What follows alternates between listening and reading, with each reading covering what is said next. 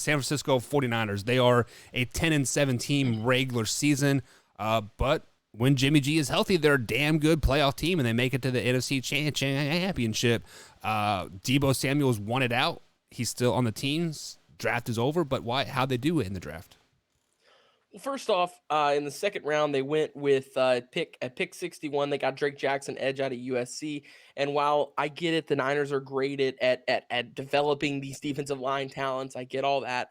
And I thought this was a good pick. I thought that he'll add nicely to their defense. I still just didn't think that was the right pick. Next, there's this is really where I got confused with this draft was Tyrion Davis Price.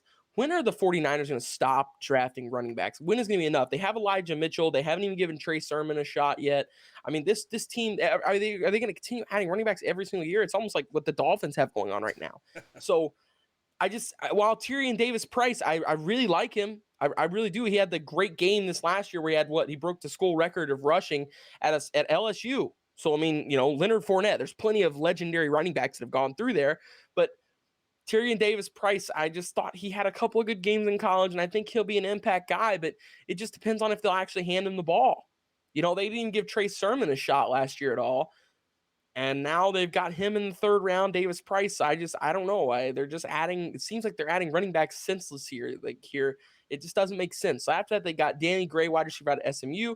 Thought that was an okay pick. I like Danny Gray. After that, Spencer Burford, and he is an offensive guard out of Texas, San Antonio.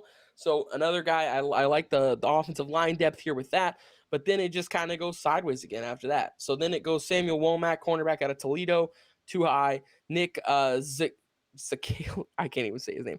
Zakelj, offensive tackle out of Fordham. I watched his tape as well, and he's a solid guy. Then Kalia Davis, defensive tackle out of UCF. He will add nicely to their defensive line. I think they'll develop him pretty well. Here is their next pick in the round 6, Tariq Castro Fields. I thought he was going to be a round 3 or 4 guy, so I will say that was a good pick for them, getting him in the 6th round. I don't know why he dropped so far, but I thought he maybe could have been a round 2 guy or a mid-round 2 guy. So him falling to the 6th round kind of surprised me a little bit, but regardless, that was a good pick for them. And then round 7, once again, they're just getting picks that they don't need. Why they got Brock Purdy, quarterback out of Iowa State, and it does not make sense. I didn't understand the move at all because you've already got Jimmy Garoppolo. You don't need to add to that, and then you've already got behind him. Why am I forgetting? Trey Lance. Trey Lance. Why did I just forget his name? Anyways, you're getting Trey Lance as well.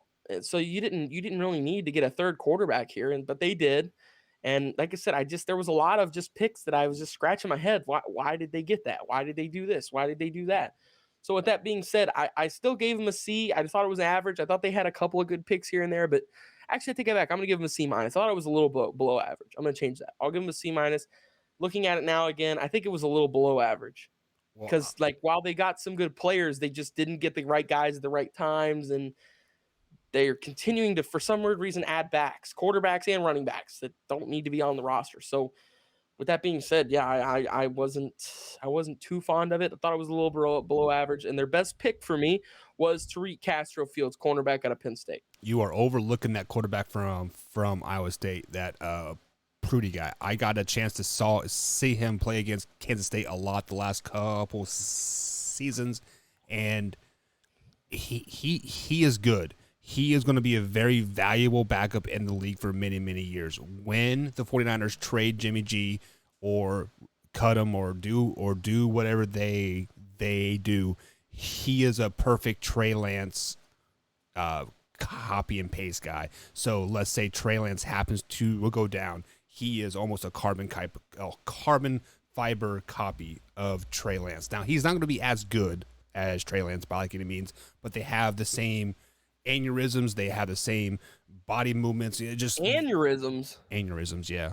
That's not what I meant to say, but I hope they're not having aneurysms.